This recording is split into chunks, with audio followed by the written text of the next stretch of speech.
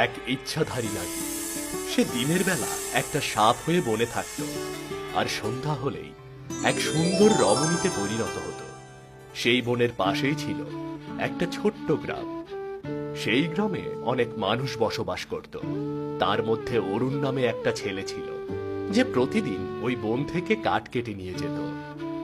একদিন অরুণের সাথে গ্রামের আরো কয়েকজন আসে সেই বনের কাঠ কাটতে। কাকা, আমরা হাঁটতে হাঁটতে বনের ভিতরে চলে এসেছি, এবার আমাদের কাঠ কাটা উচিত। অনেক ভেতরে এসেছে ঠিকই, কিন্তু কোথাও তো কোনো শুকনো কাঠ দেখছি না। আর শুকনো কাঠ না পেলে এই কাঁচা কাঠ দিয়ে কি করব?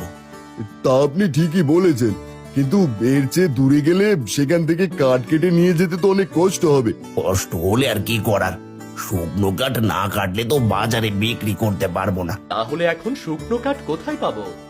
আর একটু সামনে গেলে হয়তো সেখানে শুকনো কাঠ থাকতে পারে, কারণ এত দূরে কেউ কখনো আসে না। ঠিক আছে, চলুন চলুন তাহলে একটু সামনে এগিয়ে দেখি।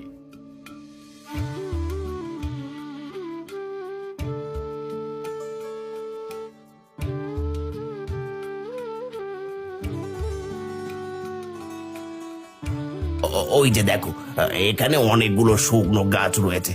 এবার চল, আজকের মতো এখান থেকে এই কাঠ কেটে নিয়ে যাই। হ্যাঁ কাকা, এখানে অনেকগুলো শুকনো গাছ রয়েছে, এখান থেকে বেশ কয়েকদিন কাঠ নিয়ে যাওয়া যাবে। তাহলে আর দেরি করছি কেন, কাঠ কাটা শুরু করে দিলেই তো হয়। হ্যাঁ হ্যাঁ, শুরু করে দে।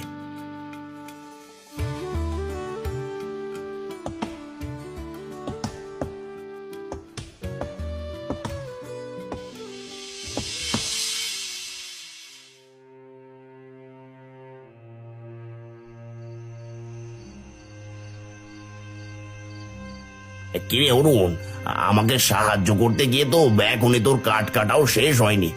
এদিকে তো সন্ধে হয়ে গেল, এখন বাড়ির দিকে না গেলে তো যেতে যেতে অনেক রাত হয়ে যাবে। এই তো কাকা, আর কিছু সময় হলেই হয়ে যাবে। কাকা, আপনি বয়স্ক মানুষ, বেশি অন্ধকারে চোখে দেখতে পারবেন না। চলুন, আমি আর আপনি চলে যাই, অরুণ কাঠগুলো বোঝা বেঁধে পরে যাবে।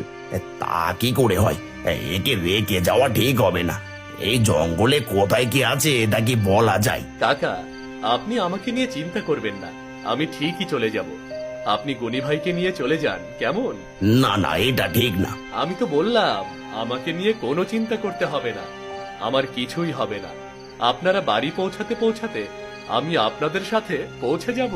ঠিক আছে, তাহলে তাড়াতাড়ি কাজ শেষ করে চলে আসিস, তা না হলে তোর মা আবার চিন্তায় থাকবে। হ্যাঁ হ্যাঁ, আমি ঠিক সময়ে পৌঁছে যাব।